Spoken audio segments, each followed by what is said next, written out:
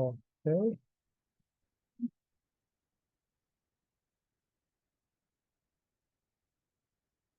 Yep. Thank you very much for the introduction, Sandra. Can everybody hear me? I think that needs to show on the screen as well. Is there a problem? Just a second. We have a slight technical problem. There's no projection in the room. Okay, good. Yeah, good. Okay. Thank you very much for the invitation. So this is just the first sketch together with my colleague and friend Konstantin Vika. We are trying to find a way to crack large language models, well, coming from linguistics, from theoretical linguistics, there might be a way to do this, as I will argue here. So the testing that I've done so far is just schematic. Please keep in mind the fact that this is a form of work in progress.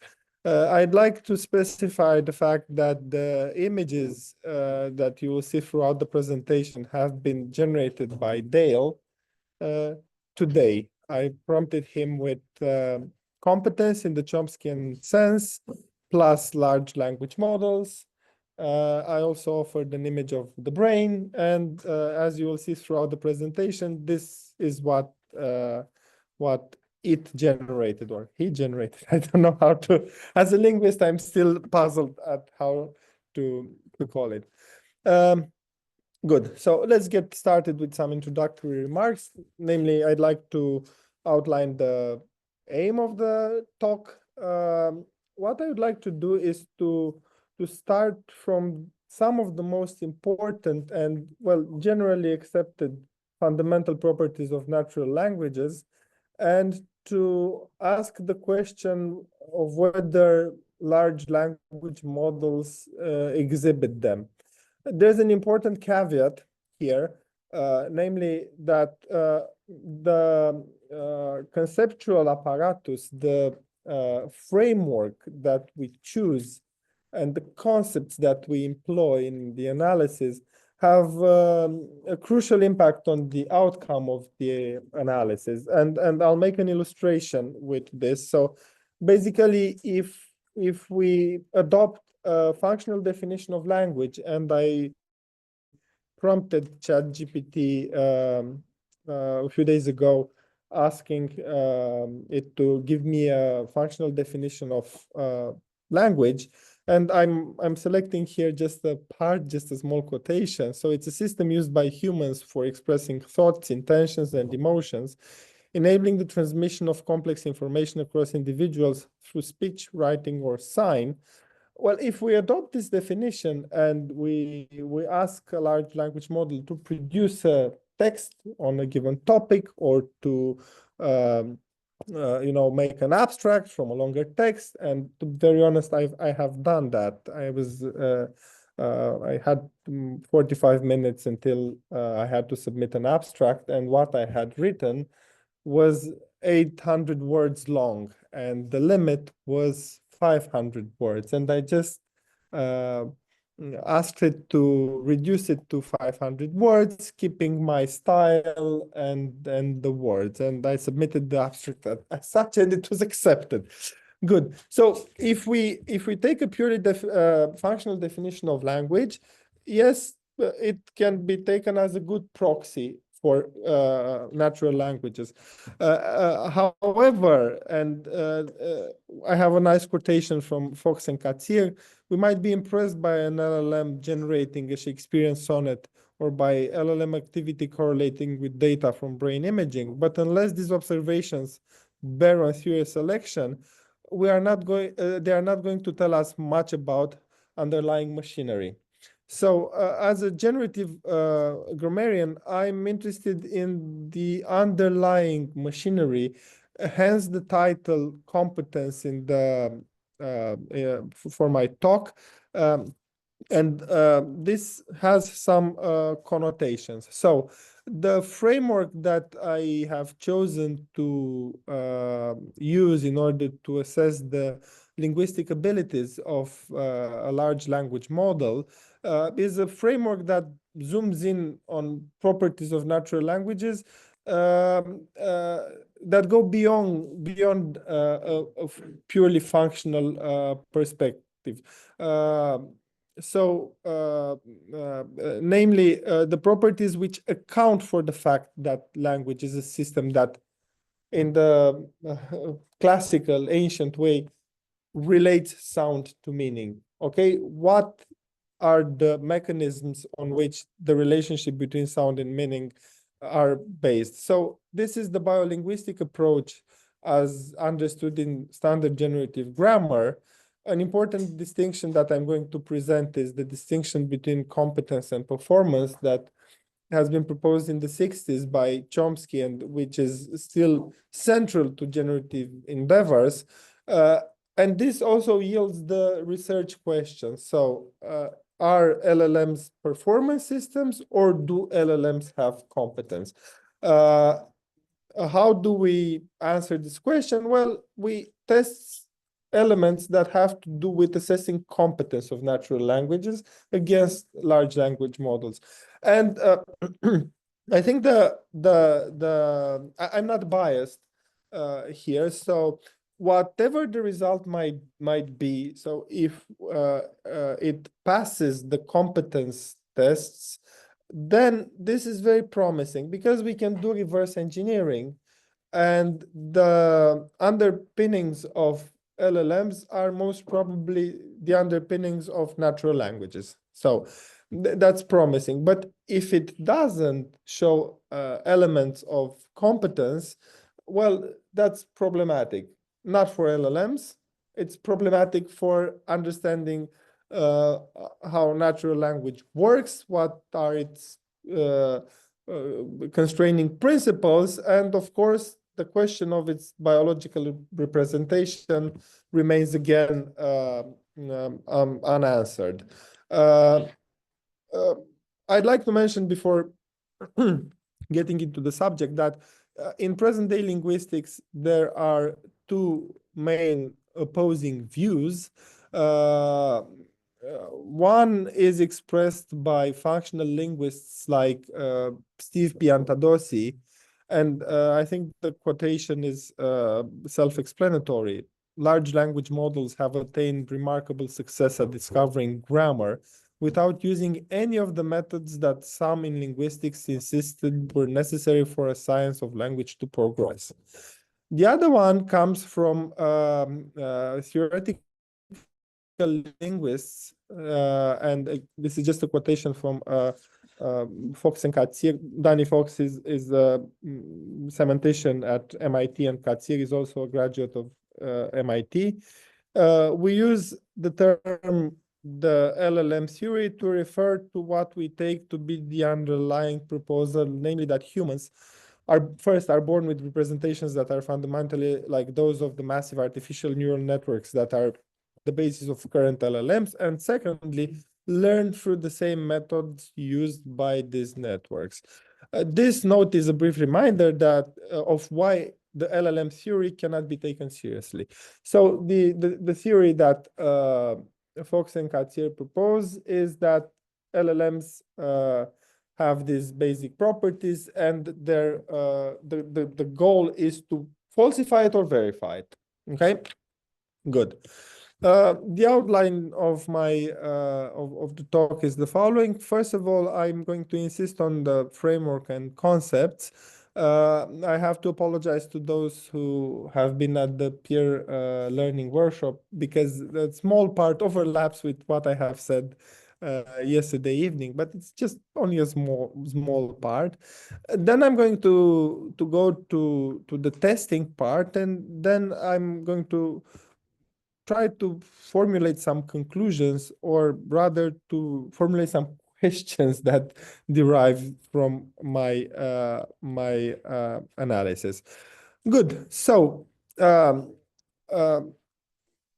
the 20th century has seen in linguistics two major schools of thought. One is positivist approach to language, the one illustrated by, proposed and illustrated by Ferdinand de Saussure in his course in general linguistics. De Saussure assumes that language is a social phenomenon. Language is a social product of our language faculty. So basically, we speak of language as a construct. When we refer to the Romanian language, for example, we refer to historical object defined extensionally as the language spoken in this period, in this geographical region by all the speakers. So it's everybody's language, but nobody's language at the same time. The fact that you see here the title, the Saussure-Chomsky paradox, is not incidental. I'm going to get back to it because it's slightly paradoxical.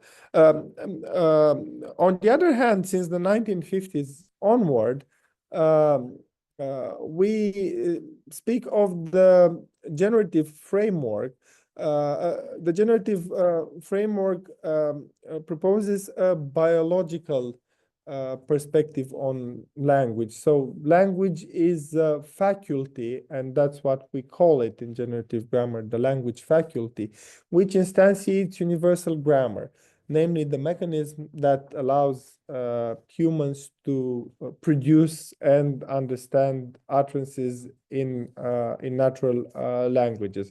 So from a technical perspective, a language is a state of the faculty of language, an I language in very technical usage. What an I language means is it's an intentional, internal, and individual language. So language is not a social construct, is the attribute of each individual in turn. This is a very internalist perspective on language. Now, the title on this slide is the Saussure-Chomsky paradox. Okay, which one of these two perspectives is correct? Well, both of them are correct. Yeah, depending on the framework. Language is both social and individual at the same time.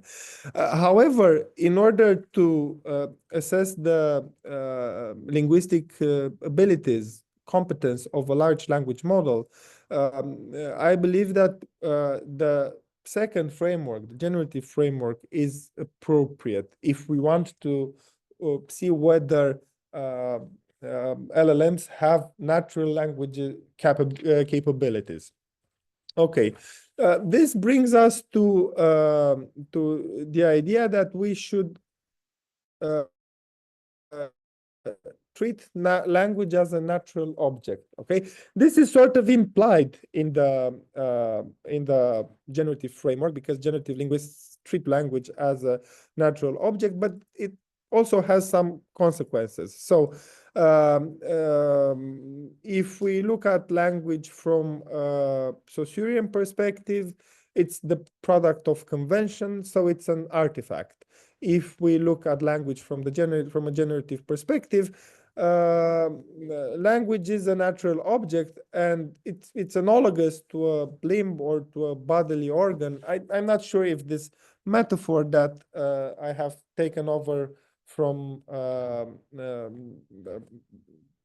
Chomskyan linguists is the best one. I think a better metaphor would be a system rather than an organ. Yeah, because it's producing language, comprehending language is biologically spread among various organs of the body and various regions of the brain. Yet the consequences for our inquiry are the following. Languages become objects of the natural world, namely entities whose properties and structure are to be determined by naturalistic investigation, by testing. Okay, so if we adopt this perspective, we should test linguistic abilities. And as very well known from natural sciences, the explanation is oftentimes hidden, and we need experiments to reveal it. By the way, I haven't said this. If there are questions or comments, or everybody needs to get something clarified, please feel free to interrupt me in situ or online. Good. Another necessary concept that's going to be put to use in our investigation is the distinction between competence and performance. As I was saying, the distinction between competence and performance was proposed in the 60s by Chomsky and the other generative linguists. It's his concept, but it was taken over by many others. So basically, the competence of an ideal hearer speaker represents the speaker's individual knowledge of language. The performance is the actual use of language. So it's a byproduct. It's a secondary product in concrete situations. So if we are Chomskyan linguists, we are interested in assessing competence. If we are structural linguists, we are interested in the object of our inquiry is systematically performance. Yeah, language as an artifact, as a product. Okay. Competence, for example, gives us hierarchical representations, accounts for hierarchical representations, recursion, and other core properties that natural languages seem to exhibit one after another. Performance may be limited by all sorts of external factors, for example, by memory resources. If we look at the structure with center embedding, the example should be looked, there's this example, but let me explain it a little bit. The mouse sang. We can attach a relative clause, a modifier to this clause. So the mouse that the cat taught sang. This is a little bit hard to comprehend, but it respects the well-formedness rules. And given that recursion is freely available in natural languages, we can add another relative clause, and we get to something like the mouse that the cat that the dog painted taught sang. Well, this is well formed from a syntactic perspective. It's not problematic. You have a series of relative clauses that join to their head.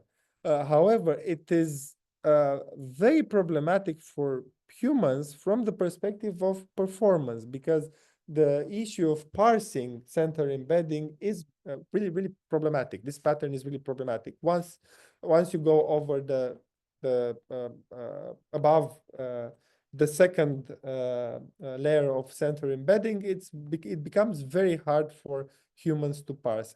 And it appears for large language models as well, which is quite unexpected, given that they're complex engineering systems. They shouldn't have a problem with parsing center embedding, but apparently they do have a problem with this as well.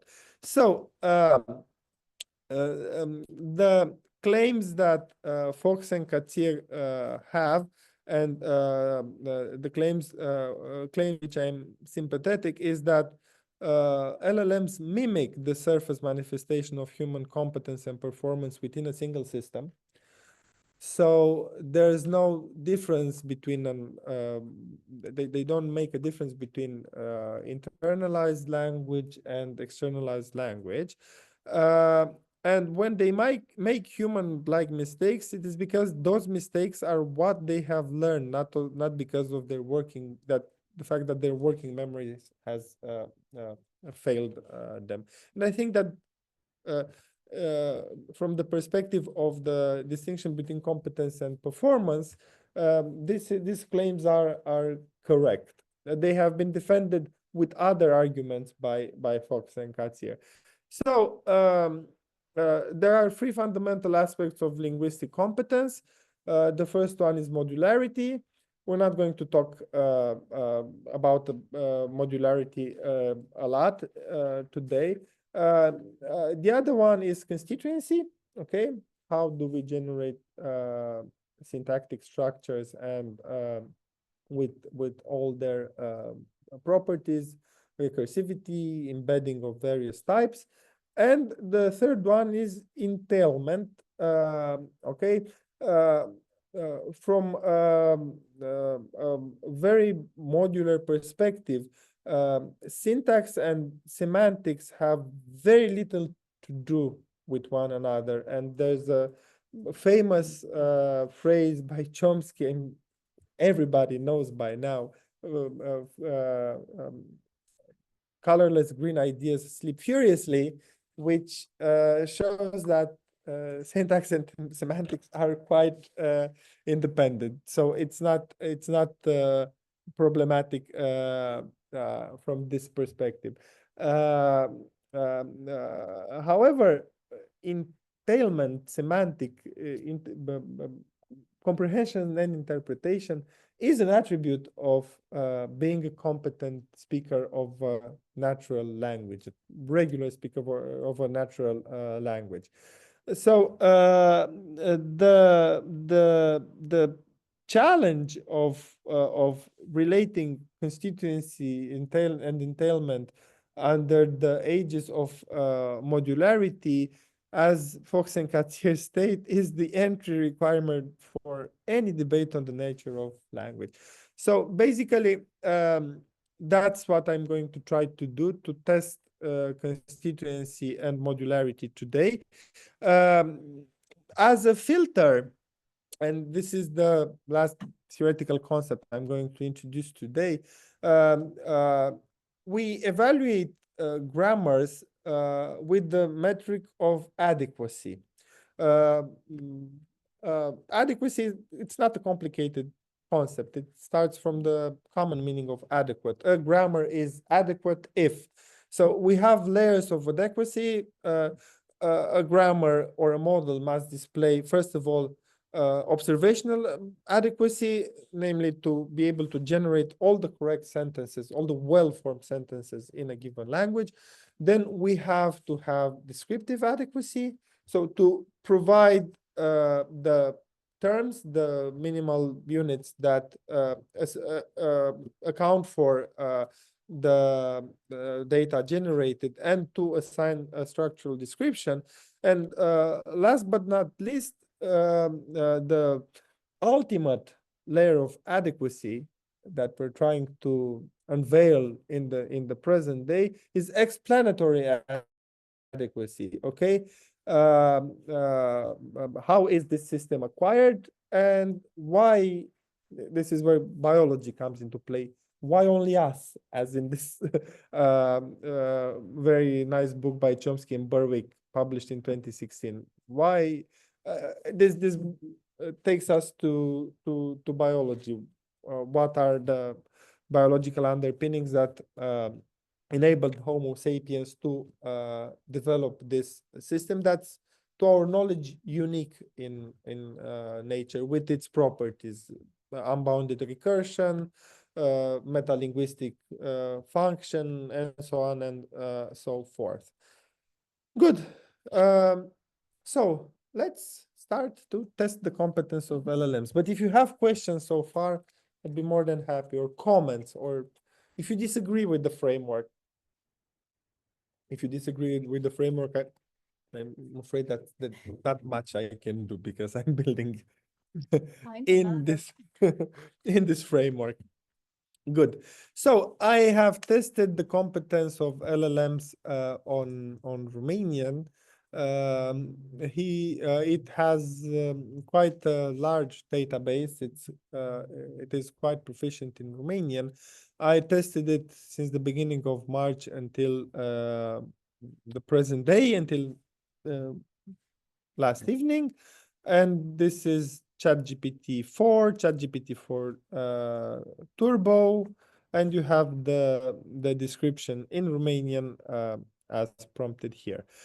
Um, I think uh, uh, property of linguistic competence are grammaticality judgments. So I don't know if it's extremely visible. Basically, we have, perfect. Thank you so much. Good. So we have two sentences in English. The first one, this is a test. I used something different for Romanian because the morphology of Romanian is uh, quite transparent, and it's not hard to diagnose this for the. So when we submit this test to Romanian morphology, it depicts the ungrammaticality, but this is because of rich morphology in which there is agreement between the relative pronoun and the uh, clitics in the verbal cluster. So if we look at these two examples in English, we have the person that Mary met yesterday and that John will talk to Ed about tomorrow arrived. The person that Mary met yesterday and that John will talk to Ed about his new idea tomorrow arrived. Of these two, only the first one is grammatical, because in the second one, we see his new idea after the preposition about, and the slot for the preposition about is already filled by that. It's quite hard to parse, but if you're a native speaker of English, you get it. Now, in this situation, ChatGPT gets it completely wrong. So because sentence two is clearer and more informative, as it is stated here, and it provides additional context, it is judged as better in English, as grammatical. Now, I like very much this quotation from Cartier's paper. Every English-speaking child has a solid grasp of this generalization, but as we just saw, ChatGPT does not. Okay, this is one of the famous islands identified by John Robert Rosin. It's one of the best dissertations in generative syntax, constraints of variables in syntax. Islands are constraints on grammaticality. Radical constraints, they're not gradable properties. This sentence is better or worse than the other. They're plain yes or no options, and they have been studied for the past 50 years, and we understand why they occur. We have an explanation for the occurrence of most of the islands. So they're not questionable when it comes to judging linguistic competence. However, as I was saying, when I tried to test with parallel examples in Romanian,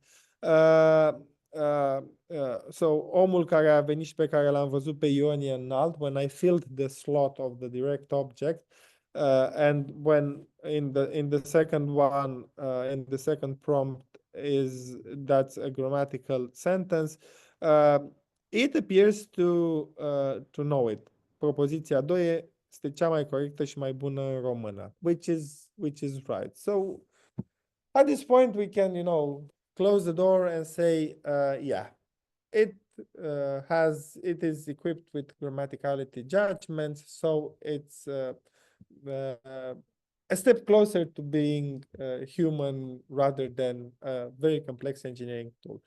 However, as I was saying, morphology is quite transparent in Romanian. If we look, and can you make it a little bit bigger? If we look at, and I tried to trick it, if we look at the uh, uh, examples here, and I'm going to explain what they consist of in more detail. Ce carte adoră Maria autorul care a scris-o? And ce carte adoră Maria autorul care a scris? They're both ungrammatical. We have native speakers of Romanian in the room. The short answer is that the second sentence is grammatical in Romanian, and the first one is agrammatical. So it's a failure on assessing grammaticality, a straightforward failure on assessing grammaticality. Now let's understand this constraint. We can make it smaller. This is the complex NP constraint identified by Ross. So basically, in a sentence like "Who did Rose see?", we observe that the interrogative pronoun "who" is at the beginning of the clause. Its syntactic functions, the structural slot that it occupies, is the slot of a direct object. However, it moves because that's how we form questions in most of the European languages, with the exception of Basque. We form clauses by moving the interrogative questions, by moving the interrogative word at the beginning of clauses. And as we can see from the next set of examples, who did Dorothy think that Rose saw? Or who did Blanche say that Dorothy thought that Rose saw?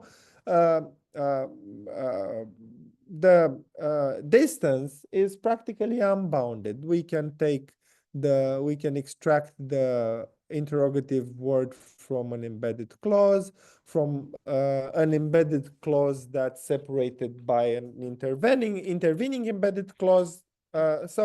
And this can be replicated in Romanian, and it's even easy to parse, not only grammatical. Pe cine a văzut Maria? Pe cine zice Ion că a văzut Maria? Pe cine zice Valentina că suspectează Ion că a văzut Maria? These are perfectly well-formed and parsable sentences in Romanian. However, there are configurations in which this displacement is prohibited. Okay, these are called islands. You can't extract from islands.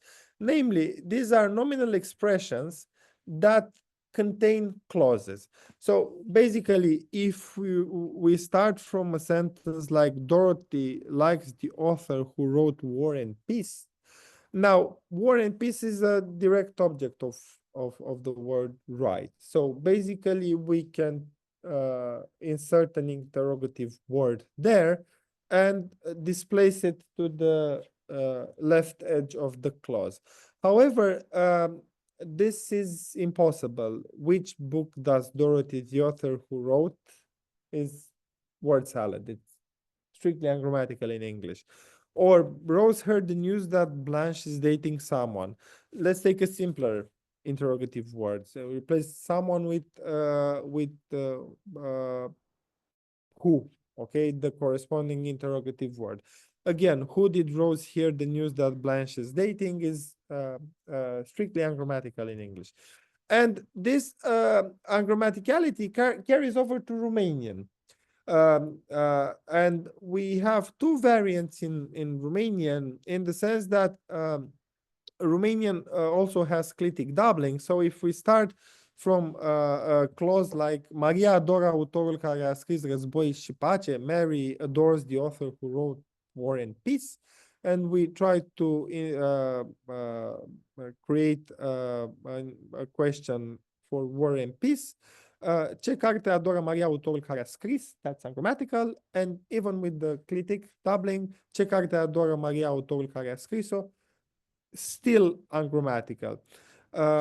The same with simpler WH words. Maria a auzit vestea că Ion citește ceva, that John is reading something. If we create an interrogative for something, which is ce a auzit Maria vestea că Ion citește, is again ungrammatical. So the extraction from these nominal expressions should be judged as ungrammatical. And as you have seen in the prompt, one of the two ungrammatical sentences that I'm examining here has been prompted as cea corectă și mai bună în română. So sorry. Yeah, I took a wrong clip. Sorry. This is the clip. So the second sentence is judged as grammatical and the first one is judged as ungrammatical. I should have repeated the same clipping. I repeated another one.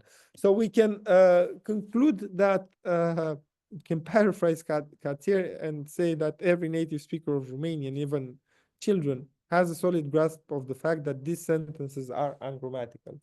ChatGPT does not. So this is a good way of testing constituency. Yeah, there's another way of testing entailment, namely by testing ambiguity. So what is ambiguity? Ambiguity is the potential of an expression to yield multiple interpretations due to its ambiguous structure. So if we look at an example like I saw the man with the binoculars, this has two interpretation. It's either me, so two bracketing, who saw the man by using some binoculars, and this reading has the phrase structure in example A, and we can move around the prepositional phrase with the binoculars I saw the man, or we can be speaking of a man, the fact that I saw a man that has binoculars, okay, and we have the second bracketing, and if we substitute this phrase with the pronoun I saw him, so we can see that we can do this substitution. Decoding ambiguity, syntactic ambiguity, and other sorts of ambiguity is the domain of entailment, which is, as I said earlier, one of the among the crucial attributes of ambiguity alongside modularity of and constituency. And ambiguity of this sort is an inestimable source of humor cross-linguistically. Many jokes are based on this, on linguistic ambiguity at various levels. Help dog bite victim. So it's either the dog that bit the victim or the police. Stolen painting found by the tree. So by the tree can be an agent or it can be a locative. The toilet out of order, please use floor below. Okay? Go on floor below or poop on the floor in front of you. And we have some running jokes in Romanian. Un om avea un cal și calul nu avea nimic împotrivă. Un om mergea pe cal și dintr-o dată a căzut. De ce? S-a terminat calul. Ori pe unul chema Ion și pe altul maică sa acasă. Good. Now, if we prompt ChatGPT with one of these jokes based on ambiguity, so is the following fragment funny? Un om mergea pe cal și dintr-o dată a căzut. De ce? S-a terminat calul. The answer is yes. The fragment is funny. It is a classic example of humor through a logical break and the game of expectation. But when we look at the motivation that's given, it has nothing to do with structure. The fact that this the effect, the humorous effect, results from the activation of two different syntactic frames for the verb hold. Okay, has no idea. It also only has extra linguistic and textual explanation. So my bet is, but I didn't do that, that if we take syntactic ambiguity, that's not frequent, because if you Google search this phrase, it's going to come up first in the list of jokes, Romanian jokes. It's gonna fail to recognize even the funny nature of the phrase. A side note, a performance issue, I have taken this over from Katsir, and you can follow the argumentation. When ChatGPT is prompted with center embedding, which is quite problematic to parse, so it's quite a problematic performance issue, it has problems. Theoretically, being a complex engineering system, it shouldn't have these problems, okay? Because it should work with recursive rules, and it should not have performance issues. However, since center embedding, due to its very hard parsing nature, is very rare in natural languages, it doesn't have enough training, and even if it's a performance system, as I argue, it still has problem with performance stuff that's complicated for human beings. There are other tests that can be applied to assess the competence and performance of LLMs. This is to be done. So first of all, there are many other island violations that should be prompted. Then we have the thorny reading, the thorny problem of the reading of quantifiers, because universal and existential quantifiers can have multiple readings, reading in situ and derive reading they raise at logical forms and form. And I think both linguists and philosophers are familiar with the famous donkey sentences. Every man that who owns a donkey beats it, which is systematically ambiguous. Then it can be tested with binding principles, principles that account for the distributions of definite descriptions, pronouns, and reflexives in natural languages, which are quite robust across languages. So they're a sign of competence. Another possible test is the one that distinguishes likelihood versus grammaticality. Okay, Katsir has an implementation. It's quite murky. I think I have a better idea, but I need to test it, namely to get to intersect very probable vicinities in a non-grammatical construction and see what happens, how it's judged, if it's judged as ungrammatical or illogical. And of course, other forms of ambiguity should be tested. Good. Since I'm getting close to the end, 50 minutes, almost perfect. Here are my concluding remarks. As far as I have tested, and it's just a little piece, but I think it's quite telling at the moment. LLMs appear as not to be descriptively and explanatorily adequate when competence is assessed via standard tests. So if LLM is to be considered, the theory of LLMs were to be considered a serious theory, it fails both descriptive and explanatory adequacy. They also show some performance issues, which is quite unexpected. I mean, you wouldn't expect that from this kind of a system. So I have also tried to argue that the framework that treats human languages as natural languages as natural objects is the appropriate one to assess the LLM theory. And there are some consequences. So if LLMs are, if the same principles that uh, uh, lie behind the generation and comprehension of phrases of natural languages are common both to LLMs and to natural languages, then we can do a little bit of reverse engineering. So yeah, this is how natural languages work. And this would be a huge step for the biology of language and for the cognitive representation of language. However, if we discover, and we've been discovering that LLMs don't display the signs of uh,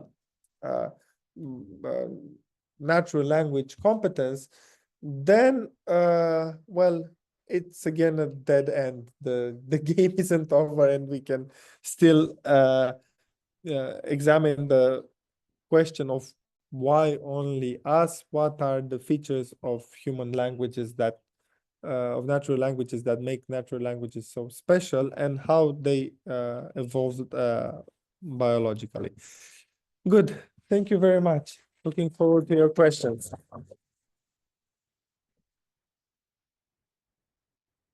I'm gonna circulate this. It's, yeah, don't worry about it.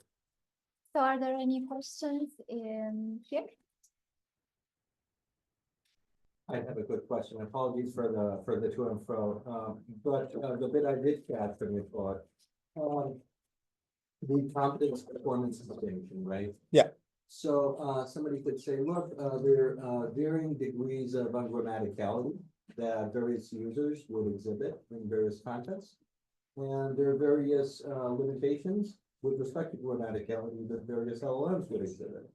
And so if there seems to be any principle of distinction here, is it just a generational thing? And say in 5 years' time, we're not going to be able to spot any difference, or perhaps even LLMs would speak better English than I would, for instance. Or so like would the competence performance distinction seems to suggest that however these are realized neurally, or however they're realized in a kind of web biological fashion, they could still exhibit the competence in question, right? And so from this standpoint, generativists would be non-chauvinistic, right? Yeah. Good. The answer is nuanced. So, first of all, not all island constraints on grammaticality are universal. There are language particular island constraints and general island constraints. So we have to make this distinction. When we test it, we have to test it with a constraint that's active in the language that's being tested on, first of all. Second of all, it's there are island violations, island constraints. When they appear in a language, they're either present or not. So it's not a matter of graduality. We don't speak of degrees of grammaticality. We speak of degrees of acceptability when it comes to performance, but not when it comes to grammaticality. So, for example, the constraint that I have just illustrated and I used for testing, the complex NP constraint, it's, well, rather non-transparent title, but it comes from the 1960s, so we're keeping it because everybody knows what it is about. When you look at English and Romanian, there's nothing gradual about it. It's just purely ungrammatical, strictly ungrammatical. That's why I'm arguing that grammaticality, not acceptability tests, are the proper way to assess the competence of an LLM. So it's not gradual, it's not individual speaker. They're hardwired rules that most probably derive from the principles, the syntactic principles on which natural language is organized and functions. Interesting. So when you say hardwired, you mean that you do not. Yes, yes, yes. Thanks very much for talking. I really enjoyed it. And, Thank you. yeah, kind of some of those examples surprising myself. Like I didn't know some of these. Hey, look, when you look for island violations Yeah. and all sorts of ungrammatical constructions, only linguist would look for them. No sane person would waste their time looking for ungrammatical examples. Yeah. No, it's cool result. But, yeah, puzzling thing about. One thing I'm wondering is about kind of maybe the methodology or exactly what we can conclude from these different kinds of mistakes. So you quoted Fox and Matthias on something about when there's kind of similar profiles of mistakes to humans, that's not because of performance limitations, they've just kind of probably learned those mistakes from Yep. data set. But then in the cases where you have a divergence between human errors and LLM errors, there it seems, I took your argument to be, okay, this shows some kind of competence failure as opposed to just a performance failure, but given that they're not copying mistakes from humans because we're not making those frequent mistakes. Exactly. Yeah. Then it seems to leave the door open to them being performance issues, but maybe just performance issues of a different kind. Maybe there's something unique to the architecture of a large language model where it is just vulnerable to different kinds of performance constraints. So I'm not sure. So maybe I just wasn't sure if you were using that to kind of count against performance or count against competence. But it does seem like it's still possible that we do have the competence, but just have like a unique kind of performance issue. It's different now. Well, this is a good question, and I'll have to reflect on it. My take and the take of any reasonable linguist is that if you test with stuff like islands, constraints of this sort, which are, the norm for humans, that's going to get you to assessing competence, and ask whether they're competent or just stochastic parrots, as some have called them. If the judgment is based on massive statistical induction. Okay, so that's the framework. But I'll have to think of this issue, if there are performance errors of a different sort. Thank you. Thank you very much. Yeah, so I think my question is somehow a follow-up to what I said. You also started testing large language models like you did, but they were interested in seeing whether large language models have logical reasoning abilities, so to say. Like if they can recognize valid arguments, distinguish them from. And at first, the large language models failed. And then other people were proposing, well, let's train a new large language model on those specific type of tests. And they did that, and of course, failure was less probable, and so on. So I'm just curious what your Yeah. take on that. I think at least for our purposes, for the purposes of linguists that are interested in this topic, what's very funny about this is that it's impossible to train because you don't get samples of natural languages with island violations. Okay.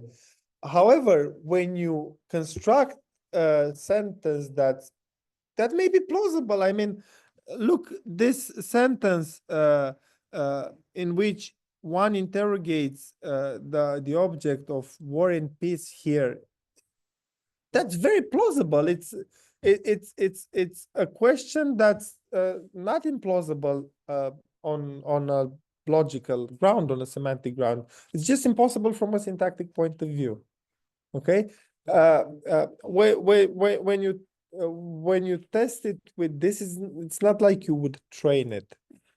Yeah, sure, but you can generate a large amount of such right and wrong sentences and then train the model on Recognize that it. data set, which would generate You could, in order to train it to pass those tests. yeah, it's true. You can do that, but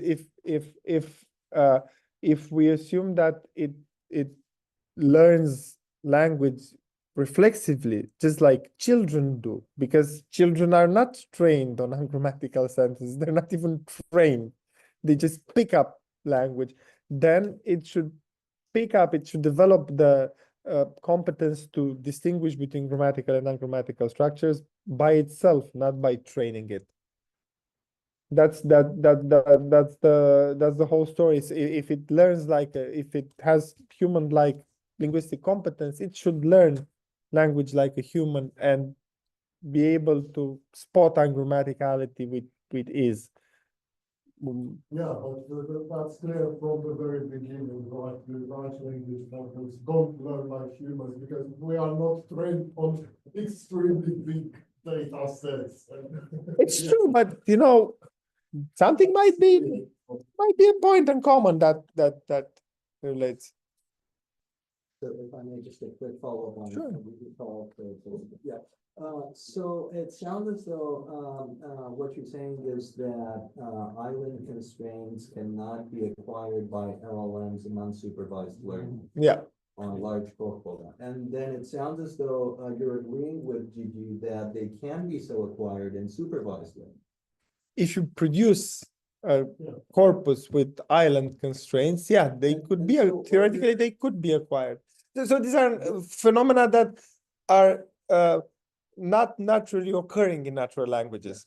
Okay. But then again, none of this is natural at this point, right? And so I'm wondering, are there any perhaps could we inquire into this from a partially supervised learning perspective, or maybe if there are any sort of general machine learning techniques to switch from one to the other? Would that be amenable to, I mean, could LLMs even partly simulate this acquisition, or what do you think? I don't know, to be very honest. I don't know, but if we're trying to establish, look, you're interested in seeing if they develop a theory of mind. So Yes. if you're trying to assess its humanness, okay, the humanness of these models, we shouldn't train them on completely artificial data, because we know, for example, from language acquisition, that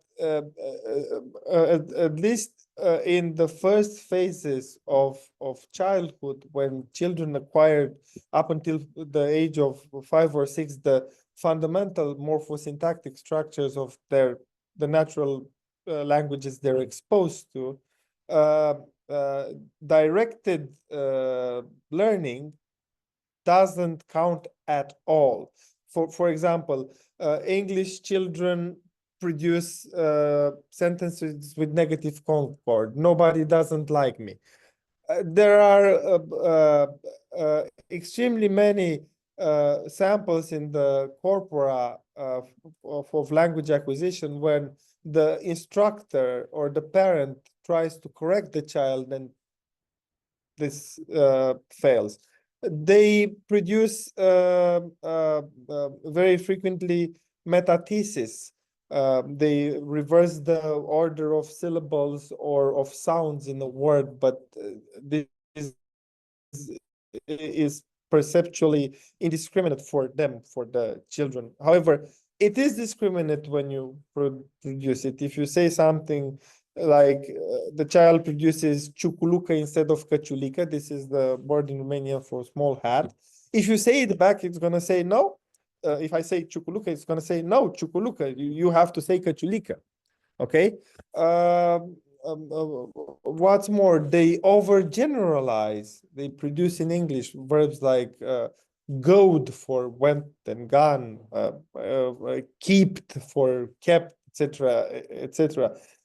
These are developmental stages through which children go when acquiring a language. So if you want to test the humanness of the model, we should test it with naturally occurring data that are available to human children learning a natural language, not with, of course, you can train it, but I'm not sure because some of the island constraints are so fine-grained. I'm not sure even if you trained it with a rich set of island constraints that it might be able to learn how to assess the grammaticality of an island constraint. That's just a speculation. Thanks so much. If there are other questions, I'm going to shut up, but if not, I had a brief one question. Maybe someone from I the have one online. I think. online. Yes, I would have a question, and sorry for not finding the button for raising the hand. Can you hear me? Hey, Paolo. Yeah. Yeah. Hello, Alexandru, and thanks a lot for the presentation. Well, first of all, sorry for well, actually, I couldn't hear very well the questions from the room, but I can tell by the answers I could hear that they are more or less similar to my curiosity. So please excuse me if I'm repeating one of the questions, hopefully with a different nuance. So my question is also related to these islands that you are testing, Alex. And as you mentioned towards the end, these constructions do not occur very frequently in natural languages. So, and that might be a possible explanation for why ChatGPT gets it wrong. Because of course we know it was trained on huge amount of real occurring sentences. So my question then is, given, might be a dumb question, by the way, given the low occurrence of this kind of constructions in natural languages, are these constructions tested in quantitative studies with real speakers? Because I'm just wondering quantitatively and statistically how many of the real speakers would get them wrong as well. Well, since they're not naturally occurring, they're just constructs that we linguists use to test competence in a natural language. They're not naturally occurring, and if we have an island violation, that's maybe a clear violent island violation, it should be ungrammatical for any native speaker. It shouldn't accept degrees. We shouldn't look at it from the point of view of its gradualness. For example, the complex NP constraint is a constraint that's active in English, Romanian, and Spanish. You're a Hispanist. So it's never naturally an example like those that I starred in the presentation would never ever naturally occur in Spanish. Yet any competent native speaker of Spanish would be able to spot it and to say, no, this is not a syntactic construction of Spanish. Well, if the learning mechanisms of large language models, that's a hypothesis. are akin to the learning mechanisms of humans, then it should, after sufficient training, it should have the intuition to say this is grammatical and this is ungrammatical. Yeah. Yeah, true. Pretty But sure. as you said, any native speaker would mark it as ungrammatical. But my question is like, coming also from social linguistics, do they? Yes, they do. When it comes to the complex NP constraint, I don't think you're Okay. going to find a speaker of Romanian that would judge at least acceptable ce carte adoră Maria autorul care a scris or care a scris-o. Okay, thank you. Okay? It's not a degree of acceptability whether you use a clitic for doubling the direct object or not. Îl văd pe Ion or văd pe Ion, Well, you which are know, both. you know that in Yeah. social linguistics, many things are gradual. They are not black or white. I know, but Yeah. but islands are not subject to Okay. to duality. Yeah. Great. Thanks. Thanks a lot. Thanks for the question, Paul. You had a rejoinder to the previous Not really a comment. rejoinder, more of a puzzlement. I was wondering, since we're taking on a sort of nature-bound perspective, right? Is there anything in the natural world that the island constraint does for us humans? So maybe LLMs don't get the constraint, right?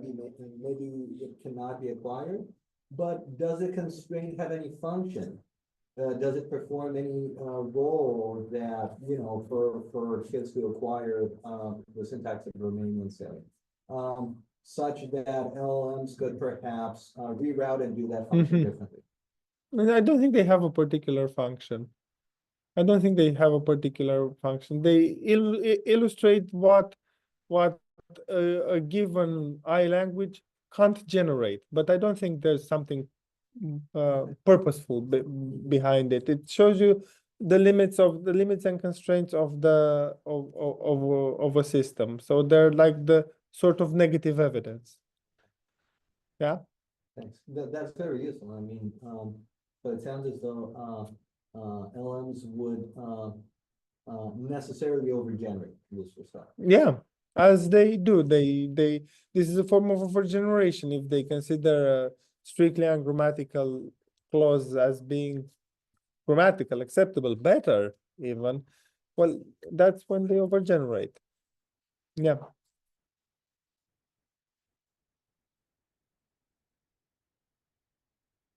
If there are no other questions, I think we can stop the recording. So congrats again. Thank you very much.